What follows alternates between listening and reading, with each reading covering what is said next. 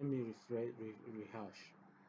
Based on the previous this thing I showed you already, you shouldn't write demand on 1 hour time frame. Instead, you will write support on 1 hour time frame.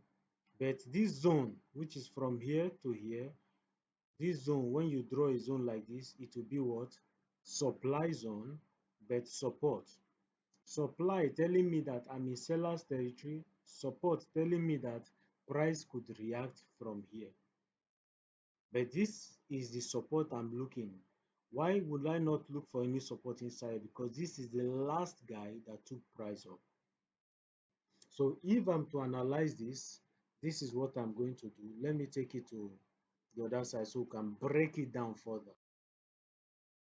So this is what I will do. If I'm to analyze this chart like this, I'm going to draw. I will draw from this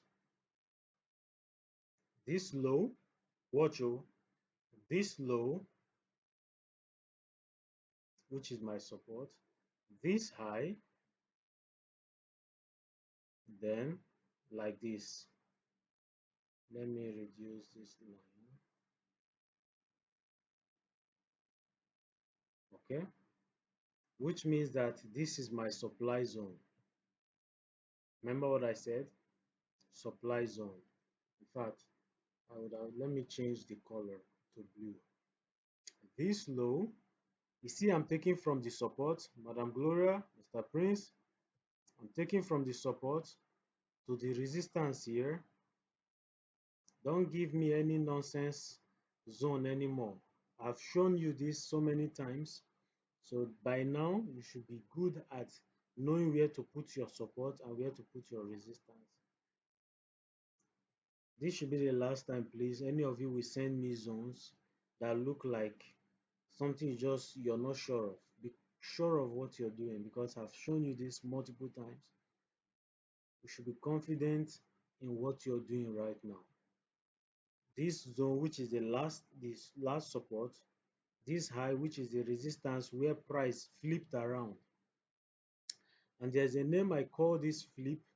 I call it the rollover stage. Rollover. It's just like when your car is turning 180. That roundabout you turn.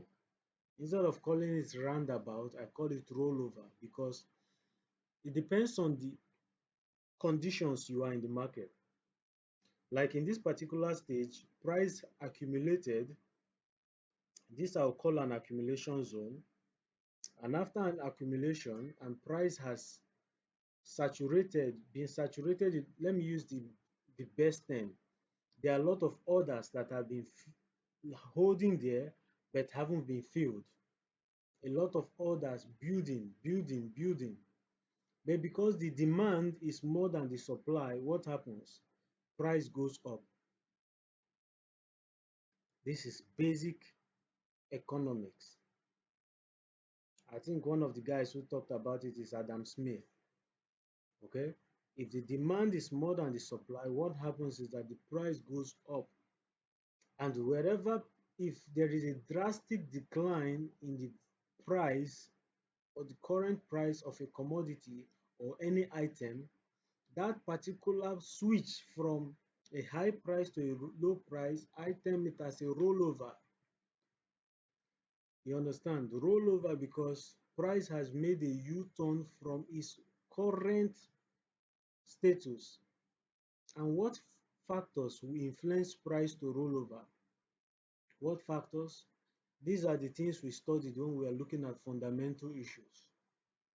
Geopolitical tensions, um, maybe war, issues of war, even the news of war itself, not even war actually being, not warring nations fighting, but just the tensions coming from the news that there might be war and escalation that will result in war can result in what? Price rolling over. Other things could be shortage of commodity that is influencing what? So many factors you could look at. But if you look at it, if you come now to the technical terms, you could be saying interest rates, okay, consumer price index, unemployment change or NFP, non-farm payroll. If we're looking at FOMC, okay, all these fundamental news can influence the direction price is supposed to travel. So it is in your good interest to position yourself to avoid those rollover positions, those rollover areas. And in technical terms, now I've given you the fundamental aspect. Don't worry, I'm recording this, so I'm going to send it to you. I'm going to send it to you so that you watch it. In technical terms, what influences price to roll over is an exhaustion stage. What I mean by exhaustion, most people will wrongly term it overbought. Price can never be overbought. What will actually happen, well, people who call it overbought are trying to be extremely technical, but I will not use overbought. The term I'm going to use is exhaustion, which is price has gone high without a relative strong push or something backing that or influencing that price from rallying that high, which means that it's just like chicken flying. Chicken can fly, but the question is how long can it stay in air? So whenever price is going up, imagine a chicken that is flying and ask yourself, how long can this chicken stay in air? You won't ask yourself the same question if it was a pigeon or an eagle. You understand? A pigeon could last longer in air, but does not as long as an eagle. An eagle can last hours in air, but a pigeon cannot last that kind of hours in air. Was still a chicken. So you want to ask yourself, what conditions are making price to stay this high? And those conditions, are they still there influencing price? That is the question. Whenever price is going low, what conditions are influencing price dropping this low? And those conditions, are they still there to influence price? If not, why then are you still selling? If it's in the buy side, why then are you still buying? That is where people get caught in that rollover. Okay, so this rollover is simply an exhaustion. And during exhaustion, you will notice that the way or the momentum price will drop, the way price will drop will indicate that it is stronger than the way price was going up. But hear me now, when you're trading the financial market, there is no rule written in stone, because I have seen so many structures whereby the price went up very strong and was slammed down very strong, rejected very strong. It went high very, like in this case, look how clean the bullish candles are. Look at even more clean the bearish candles are, implying that both the buyers and the sellers were interested, but the buyers had more people. Always imagine that thing I told you about, people trying to leave a room versus people coming in. The people that would win are those that have large numbers. And again, large number, I'm talking about strength, okay? Those with the strength. One person, one giant and two kids cannot be the same strength. So when I say large numbers now, I'm talking about the strength of the people. Those coming into a room and those leaving would have different strength based on what factors will influence their strength, will be the urgency of their movement. For instance, if fire is burning inside a room and 5 people are trying to go out, even if 10 people are trying to come in, those 5 people trying to go out because of survival instinct would summon energy that the 10 people outside would not be that strong to summon because their life is not at risk. But if the 10 people outside would be endangered by the people coming from inside the room, then the 5 people coming from inside the room trying to go out will never overpower those 10 people. All these things, these are just the things I analyze in my head that make sure that you see that when I sent you that I showed you before, my P&L, you could count how many losses versus the number of winners. It is not luck. It is not praying. Well, prayer is good depending on your faith, but when it comes to the aspect of trading the financial market, it comes with what? Having the spirit to discern, having the willingness to observe and learn from your mistakes. With that being said, this is the guy, this is now what? Supply zone. S, let me turn this. This is the supply zone, SZ, SZ. This is our support. Like I told you, you won't use demand. Demand is only used when you're in buyer's territory. Okay, for this beginner stage, oh, like I told you, nothing is written in stone. I'm just trying to make it easy for you to chew. By the time you reach the point of chewing bones, yes, by then your leg is strong with the easier ones. So this is support, this is demand. Meaning until we come above this guy, we are still in seller's territory. You see that price came above here, but it was hit down back strongly. Now, see how price came up. I've taught you about gauging momentum. You see how the price came up versus how the price came down, compared with how price is trying to come up here again. You see that the buyers are showing clear weakness compared to the sellers.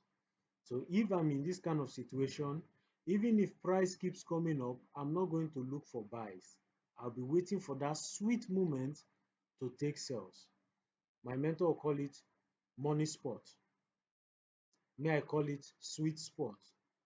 I call it sweet spot because that is the point of imbalance whereby the sellers and the buyers, you will clearly see the imbalance. Some people, when you are looking at mental analysis, we call it the difference in the commitment of traders. The difference in the commitment of traders. So that imbalance is what you're targeting. And let me tell you something, which most people you might not hear it, but my mentor mentioned this to me once. Not to me, Sha, but I heard it. He says the first swing in the market when you experience a rollover is owned by the institutions. You can't fight them. The second one is owned by smart investors. Now, if you can catch this sell coming down, this rollover, this is a rollover. This rollover is owned by institutions, hedge funds, big boys, all this central bank mentioned it. The one that comes after this one is owned by smart investors, where you and I can fall inside, depending on how much you can read many of these factors that influence price. The next one that people now catch is leading us to dumb money, because by then the institutions and hedge funds by this time have started what? Covering their short position. Me and you that entered around here, which is this zone, have started securing our short position. Those entering around here are referred to as the what? Dumb monies. Dumb money in the sense whereby they will be the one to hold the bag when everyone have dropped it. Everyone has dropped their bag, meaning they will be the one to take the losses for other people's profit. And remember, trading the financial market is a zero-sum game. If you're winning, simply means that someone is losing. And whenever you lose, simply means that someone has won. It's a zero-sum game. With that being said, you see how I analyze this simple chart like this.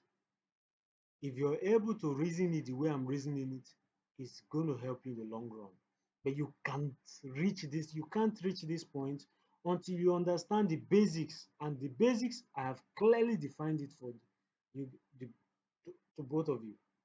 Clearly defined it. But I cannot spoon feed you. You have to take the spoon and or open your mouth to be fed. And how do I know you are willing to learn or you're willing to be fed? Is actually watching to learn. Like in this particular one, at least it's a good attempt, but this demand is not supposed to be here. Resistance on 1 hour time frame. This resistance is a mini resistance.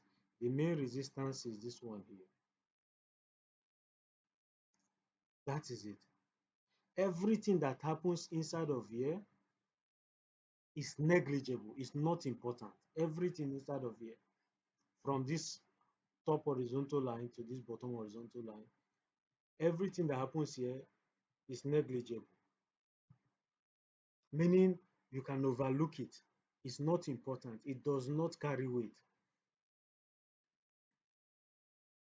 So I don't want to see this kind of explanation again. Based on the explanation I've given now, and I'm going to upload this recording, take your time, see it, and give your best to understand it, because I don't want to see something like this anymore. Now let's go to the next one. Thank you.